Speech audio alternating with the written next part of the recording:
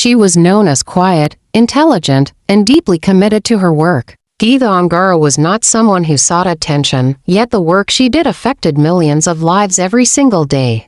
At 43 years old, she was a respected senior chemist, a mother, and a woman who had built her life on discipline, knowledge, and responsibility. Every morning, she walked into the water treatment facility with the same sense of purpose, knowing that what she did mattered. The morning of February 8th began like any other. Geetha arrived early, dressed neatly for work, greeting coworkers with polite smiles as she settled into her routine. The facility was large, industrial, and humming quietly with machinery that processed massive volumes of water for public use.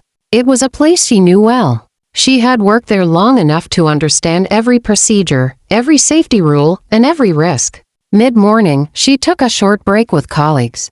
Nothing seemed unusual. No arguments. No visible tension. No signs that this day would end in tragedy. After the break, Geetha prepared to collect routine water samples, a task she had completed countless times before.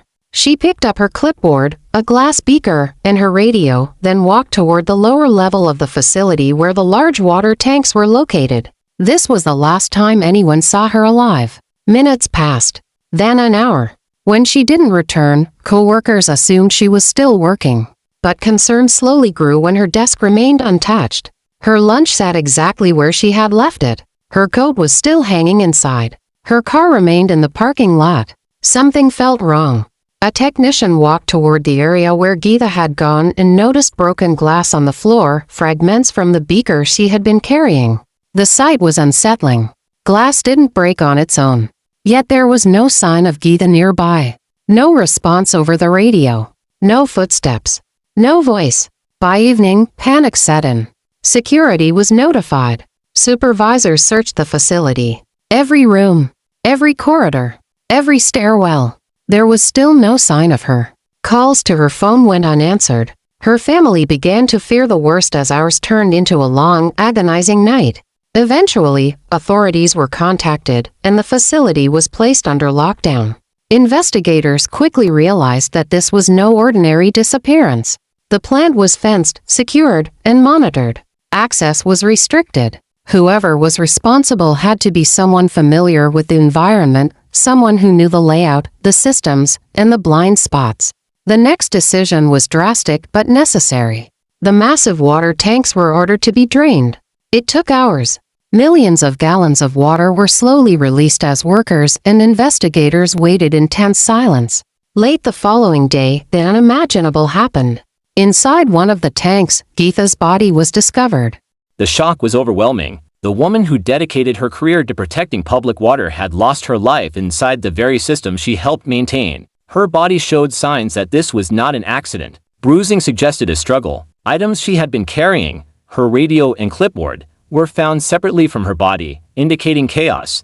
Not routine work. The official cause of death was drowning, but investigators believed she had been incapacitated before entering the tank. The water was freezing cold. Survival would have been impossible for long. The conclusion was chilling. Geetha had been alive when she entered the tank. This was ruled a homicide. The investigation immediately faced serious challenges. The water itself destroyed potential forensic evidence. Foot traffic inside the facility before it was secured complicated the crime scene. DNA, fingerprints, and trace materials were compromised beyond recovery. The truth was slipping away even as authorities tried to uncover it. Every employee who had been present that day became a person of interest. Interviews were conducted. Timelines were examined. Alibis were checked and rechecked. Several individuals raised suspicion, yet none could be conclusively tied to the crime. Without physical evidence, the case rested on circumstantial details and unanswered questions. Why was the access panel to the tank opened? Who had the opportunity to isolate her? Why did no one hear anything? And how could something so horrific happen in a secured workplace? As days turned into weeks,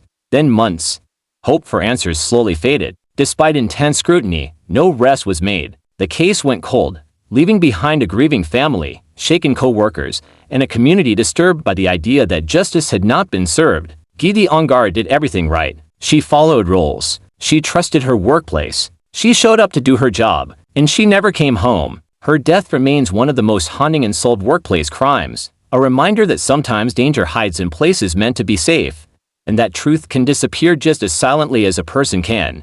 After the initial shock settled, the investigation into Geetha Angara's death entered a far more complicated phase. What seemed at first like a tragic mystery slowly revealed layers of confusion, missed opportunities, and uncomfortable questions. The facility where she worked was supposed to be one of the safest places imaginable, fenced, monitored, and accessible only to authorized personnel. Yet somehow, within that controlled environment, a woman had vanished and lost her life. Investigators began by reconstructing Geetha's final hours minute by minute. They reviewed work schedules, security logs, and employee movements. Every person who had been present that morning was questioned in detail. Who saw her last? Who spoke to her? Who had access to the basement tanks at that time? The answers were frustratingly unclear. Several co-workers confirmed seeing Geetha heading toward the lower level for routine testing. None reported hearing a struggle. None recalled anything unusual. The plant was loud by nature, machines humming, water flowing, systems running, making it entirely possible for something disturbing to occur without drawing attention. That realization deeply unsettled investigators. One of the most troubling aspects of the case was the physical evidence, or rather, the lack of it. The broken glass from Geetha's beaker suggested a sudden disruption, but beyond that, the scene offered very little. The water itself had erased most traces that could have identified a suspect. Footprints, fingerprints, fibers, all gone. Time had worked against the investigation from the very beginning. Attention soon turned toward access points. The water tanks were not easy to enter accidentally. Heavy metal panels covered openings, and safety procedures were meant to prevent anyone from falling in. Yet one access panel appeared to have been opened or disturbed. This raised an alarming question. Did someone intentionally open it? If so, that person would need knowledge of the facility's layout and operations. This was not something an outsider could easily do. The implication was deeply unsettling. The possibility that the person responsible worked alongside Geetha, shared breaks with her, and knew her routine. Investigators narrowed their focus to a small group of individuals who had both access and opportunity. These individuals were interviewed multiple times. Their statements were compared for inconsistencies. Some cooperated fully, others less so. Polygraph tests were offered. Results were mixed, one inconclusive, another refused, none strong enough to justify charges. Without concrete evidence, the investigation stalled. Geetha's family struggled to accept the lack of progress. They described her as cautious, disciplined, and safety conscious. She would not have taken unnecessary risks. She would not have ignored procedures. To them, the idea of an accident made no sense. They believed, and still believe, that someone was responsible. Public pressure slowly mounted. Media attention brought renewed scrutiny, but it also complicated matters. Rumors spread. Theories multiplied. Some suggested workplace conflict. Others speculated about negligence, cover-ups, or institutional failure. None of these theories could be proven, but each added to the emotional weight of the case. Meanwhile, investigators faced criticism for how the scene had been handled in the early hours. Too many people had walked through key areas before they were sealed. Too much time had passed before authorities fully took control. In hindsight, those early moments may have been crucial, moments that could never be recovered. As months passed, leads dried up. Interviews were repeated with no new revelations. Surveillance footage provided limited insight due to camera placement and angles. Logs showed who entered and exited the facility, but they didn't explain what happened inside. Eventually, the case was classified as unsolved. That label carried a heavy burden. For Geetha's family, it meant living without answers. For her co-workers, it meant returning to a place forever marked by tragedy. For investigators, it meant acknowledging that despite effort and resources, the truth had slipped away. Years passed, but the questions remained. Was this a deliberate act of violence hidden behind the appearance of routine work? Was it a tragic confrontation that escalated beyond control? Or was it a devastating accident compounded by human error and silence? What made the case especially haunting was the setting. This was not a dark alley or an isolated road. It was a workplace, a place of structure, rules, and shared responsibility. The idea that someone could be harmed there without anyone seeing or hearing anything shook public confidence and left a lingering sense of unease. Geetha Angara became more than a victim. She became a symbol of unanswered justice, a reminder that even in controlled environments, safety is never guaranteed and truth can remain hidden in plain sight. As time moved on, the investigation faded from headlines, but it never faded from memory. Her family continued to speak her name. Advocates continued to ask questions. And somewhere within the walls of that facility, the truth remained silent, submerged, and waiting. As the years passed, the silence surrounding Geetha Angara's death grew heavier. What once dominated conversation slowly slipped into the background of public memory, but for her family, the pain never faded. Every unanswered question became a wound that time refused to heal. They lived with the knowledge that someone, somewhere, knew exactly what happened, and yet that truth remained buried. Geetha's loved ones refused to let her story disappear. They spoke about her not only as a victim, but as a woman of intelligence, discipline, and kindness. She was someone who balanced a demanding career with family life, who believed in order and responsibility. The idea that her life could end in such confusion felt unbearably unfair. For them, justice was not about anger, it was about dignity and truth. Behind the scenes, investigators periodically revisited the case. Fresh eyes reviewed old files. New detectives examined timelines, access logs, and interview notes. Each return brought hope, but also frustration. Without new evidence, the case remained locked in place.